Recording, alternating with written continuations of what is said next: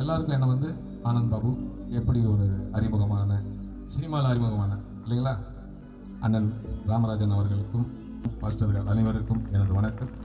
முக்கியமாக இங்கு கூடியிருக்கும் ஒவ்வொருத்தரும் நீங்கள் யாரெல்லாம் சொல்லலாம், பட் இருந்தாலும் நீங்கள் இங்கே வந்திருக்கிறது ஒரு நோக்கம்.